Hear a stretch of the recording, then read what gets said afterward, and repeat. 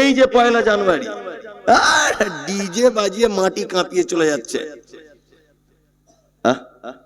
25 December, December মাস পড়েছে, জানুয়ারি পড়েছে, মানে পিকনিক আর পিকনিক, পিকনিক আর পিকনিক। ও বাবার জন্মে মনে হচ্ছে খায় নাই, এমন করে কোমর দুলিয়ে নাচছে, মনে হচ্ছে পাছায় লাথি মেরে ফেলে দিয়ে গে, এমন নাচছে।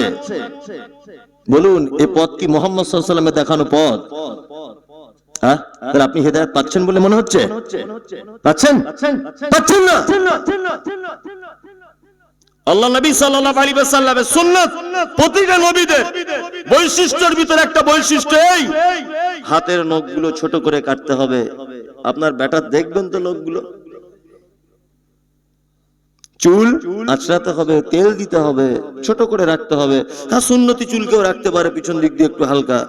তোমার বেটা যে ডিজাইনটা করেছে এটা তো সুন্নত, মানে সাংঘাতিক বড়। চুল এইখানে সাদা, এখানে কালো, এইখানে আবার সবুজ, এইখানে একটু হালকা করে ছাটা, এইদিকে ঝুলছে। কোন সুন্নত এটা? আস্তাগফিরুল্লাহ। মা আতাকুমুর রাসূল ফাখযুহু ওয়া মা নাহাকুম আনহু ফান্তাহু। পরিত্রাণ, হেদায়েত শুধুমাত্র একটা জিনিসের উপরে ডিপেন্ড করবে।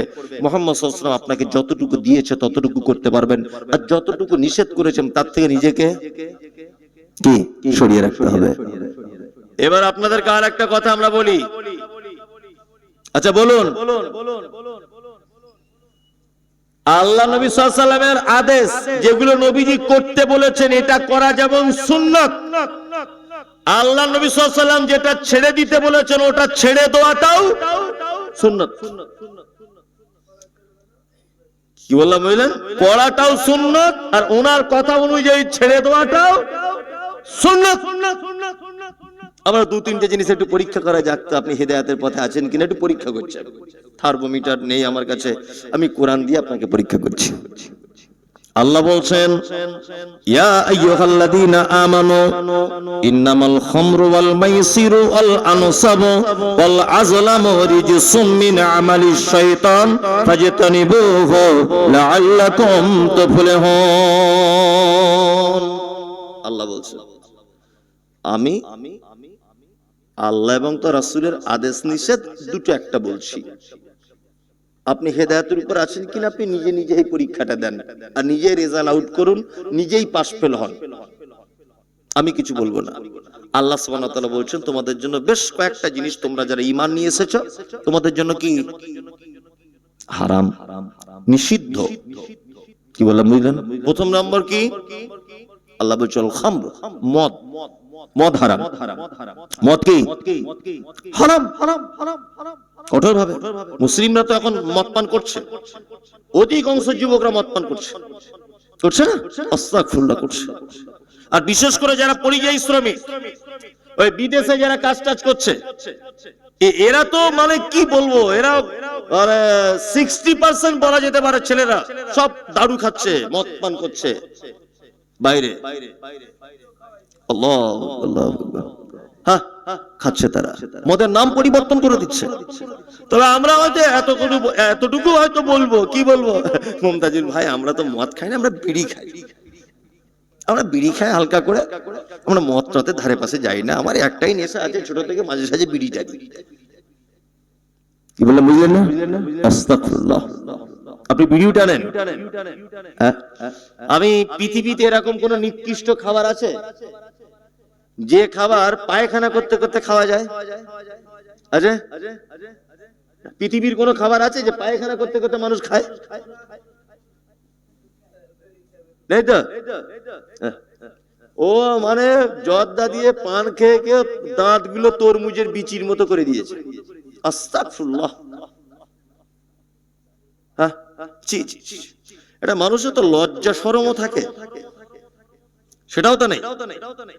সেটাও ফজর আজান দিচ্ছে মুয়াজ্জিন, আসসালাতু খায়রুম মিনান নাওম, ঘুমের থেকে নামাজ উত্তম, সালাত উত্তম। ঘুমায় আর ঘুমিয়ে থেকো না, ও নয়পুরের লোক আর ঘুমানো যাবে না, চলো ওঠো। ও ফজরের সময় উঠে একটা মিসওয়াক করতে করতে করতে করতে নিমের ডাল নিয়ে, আম গাছের বট গাছের ডাল নিয়ে, যে কোনো একটা ডাল, জয়তুন থাক, পিলু থাক, যাই হোক একটা দাঁতন, মেসওয়াক করতে করতে মসজিদে যাওয়া উচিত ছিল। ও এই সিস্টেমে না গিয়ে, এটা আল্লাহ নবী সাল্লাল্লাহু আলাইহি ওয়াসাল্লাম দিয়েছেন যে তোমরা মেসওয়াক করতে করতে যাও, মেসওয়াক ভালো জিনিস, সুন্নত জিনিস, তাই না? ও আল্লাহ নবীর এই যে আতাকুম রাসূল, এইটাকে বাদ দিয়েছে মেসওয়াক, এটা বাদ। ওমা নাহাকুম আনহু ফামতাহু, যেটা নিষেধ করেছে সেটা ধরেছে। ও মেসওয়াক ফেলে দিয়ে বিড়ি টানতে টানতে বাড়ি থেকে হাঁটছে, মসজিদের অজুখানাতে বিড়ি ফেলে গিয়ে দাঁড়াচ্ছে নামাজে, আল্লাহু আকবার। মানে ফেরেশতারা বুঝতে পেরেছে কি চিজ ঢুকেছে এখন।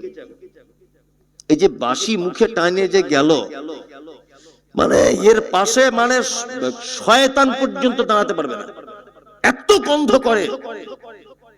ও নিজের তো নামাজ হবে না, আরো 5টা নামাজিকে সর্বনাশ করলো। ও নিজের তো ক্ষতি করলো, আরো 5 জনকে সর্বনাশ করলো। এই এগুলো ছেড়ে দেন, একদম ছেড়ে দেন। আপনার এই পবিত্র মুখে আপনি আল্লাহর নাম নেন। আল্লাহ আপনাকে কত সুন্দর করে বানিয়েছে, সুবহানাল্লাহ, কত সুন্দর করে আপনাকে আল্লাহ বানিয়েছে।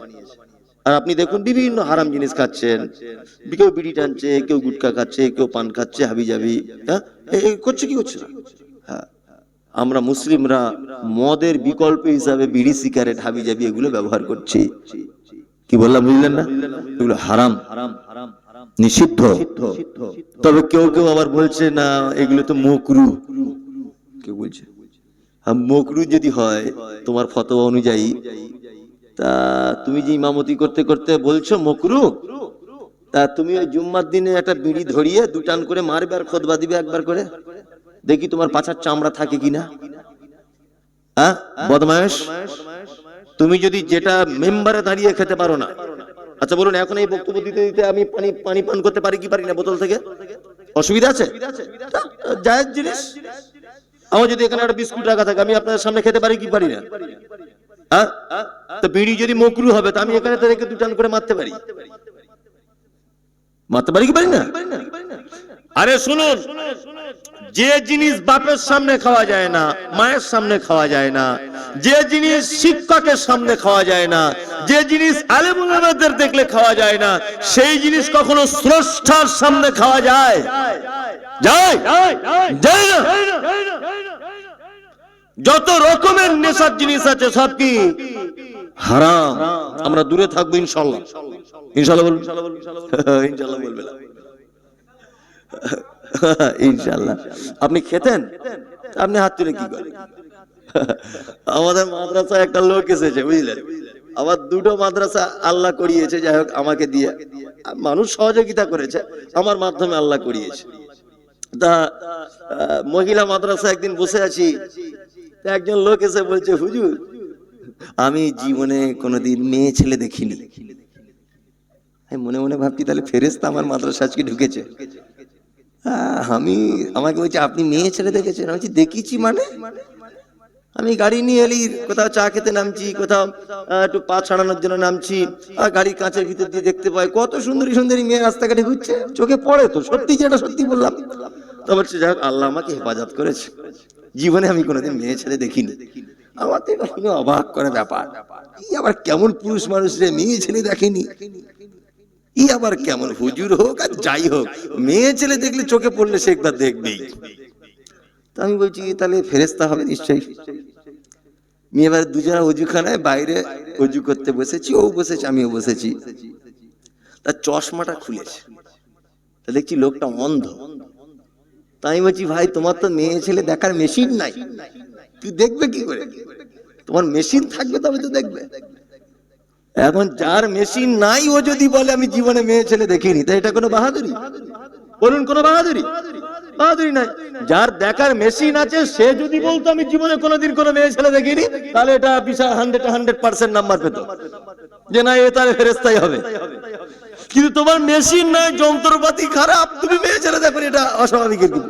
তো ও বিড়ি সিগারেট কিছু খায় না, ও হাত তুলছে, তো ওর হাত তোলার কোনো দরকার আছে? আপনি খেতেন, আজকে থেকে ছেড়ে দেবেন। মাতা কুমুর রাসূল বলছি, আর ওমা নাহাকুম আনহু ফান্তাহু বলছি, আমার নবী যেটা নিতে বলেছেন সেটা নেন। আপনি মিসওয়াক নেন, ফজরের আগে আপনি মিসওয়াক নেন। আপনি নিলেন বিড়ি, ওটা মুহাম্মদ সাল্লাল্লাহু আলাইহি ওয়াসাল্লাম বলছেন ছেড়ে দিতে হবে। যদি আপনি না ছাড়েন তাহলে হেদায়েতের পথে সলিহিনদের তালিকাতে আপনি ঢুকতে পারছেন না। কি বলছি বুঝতে পারছেন? তার মানে আপনার জান্নাত যাওয়া বড় কঠিন, তার মানে এটা ছাড়া বড় কঠিন। আচ্ছা, তাহলে বিড়িটা গেল, ছাড়া গেল না।